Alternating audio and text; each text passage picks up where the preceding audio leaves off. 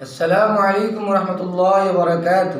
محترم ناظرین، آپ کے ہمارے YouTube channel Quran and Urdu education میں دل سے خیر مقدم ہے۔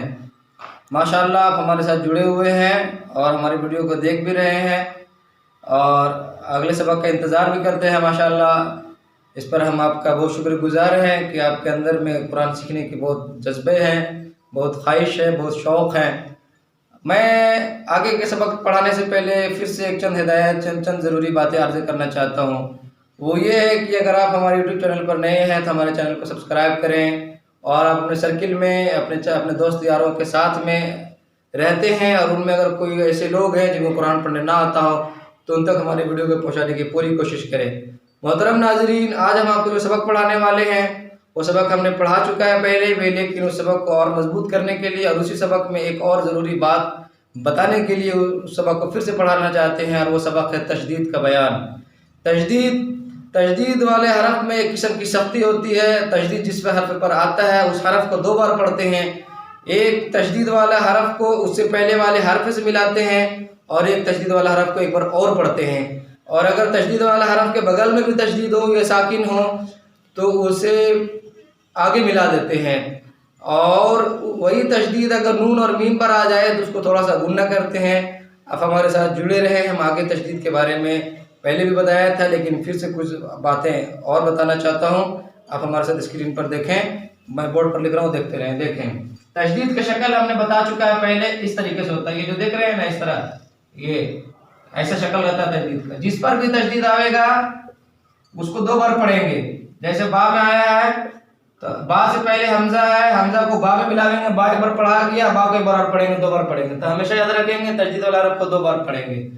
ایک بات یہ ہو گئی۔ دوسری بات یہ ہے کہ ایک حروف قمری اور حروف شمسی ہوتا ہے، وہ ہم آپ کو نہیں بتائیں گے، بتانا بھی ضروری ہے لیکن وہ نہیں بتائیں گے۔ اس کو آسان طریقے سے سمجھنے کے لیے ہم آپ کو یہ کہتے ہیں کہ اگر کسی جگہ پر ساکن ہو یا اور تشدید بھی ہو، کسی جگہ پہ ساکن ہو اور تشدید بھی ہو تو وہاں پر ساکن کا ویلو نہیں ہوتا ہے بلکہ وہاں پہ تشدید کا ویلو ہوتا ہے، اور ساکن اور تشدید سے پہلے والے حرف کو ڈائریکٹ تشدید میں ملا دیتے ہیں۔ ابھی ہم بتائیں گے بھی آپ کو، اس کے کچھ قواعد بھی ہوتے ہیں، وہ آگے ہم آپ کو بتائیں گے، ٹھیک ہے۔ ایک بات یہ ہو گئی۔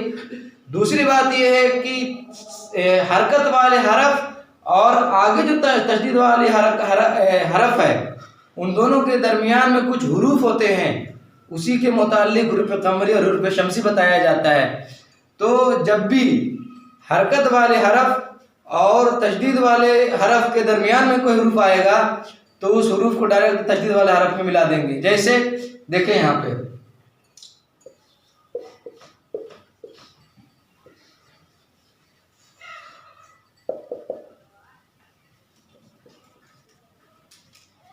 دیکھیں، زال حرکت والی حروف ہے، اب زال کے بعد آگے شین ہے، شین میں ڈائریکٹ تشدید دیا ہوا ہے، اور دونوں کے درمیان میں الف لام ہے، وہ ادھر بتانے والا ہے ضرور، وہ حروف قمری حروف شمسی وہ نہیں بتائیں گے ہم آپ کو۔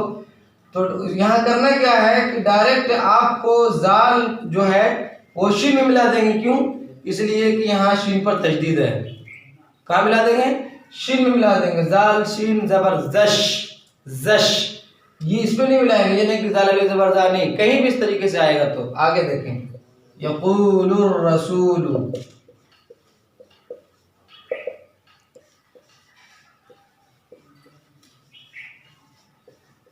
دیکھیے لام ہے حرکت والا حروف اور آگے را پر تشدید ہے، حرکت تشدید والا حروف ہے یہ، اب بیچ میں الف لام ہے، اس کو نہیں پڑھیں گے، اس کو نہیں پڑھیں گے، ڈائریکٹ لام کو را میں ملا دیں گے، ہمیشہ اس طریقے سے کریں گے۔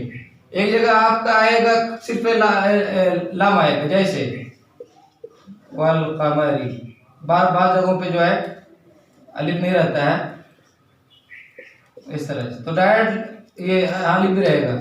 تو یہاں پہ الف کو کیا نام ہے، الف کو نہیں پڑھیں گے، ڈائریکٹ ساکن میں ملائیں گے۔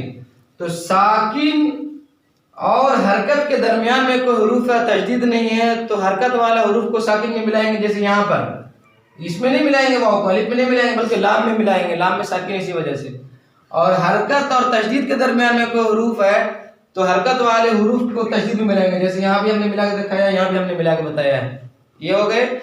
اور اس کے بعد اگر ساکن اور تشدید ایک جگہ پر ہے تو وہاں ساکن نہیں پڑھتے ہیں بلکہ تشدید پڑھتے ہیں. ایک قاعدہ یہ ہو گئے. آگے ایک قاعدہ تشدید کے متعلق ہے، وہ یہ ہے کہ نون اور میم پر اگر تشدید آئے گا، کہاں پہ؟ نون اور میم پہ. نون اور میم پہ اگر تشدید رہے گا تو تھوڑا سا گننا کرتے ہیں، ایک الف کے برابر وہاں اپنی آواز کو روکے رکھتے ہیں. جیسے ان محمد رسول اللہ، بس یہی دو کو میں صرف رکنا پڑتا ہے تھوڑا سا آواز کو. جیسے اشہد ان محمد رسول اللہ قل اعوذ برب الناس، آواز کو روکے رکھیں گے، سانس نہیں توڑیں گے، آواز روکے رکھیں گے.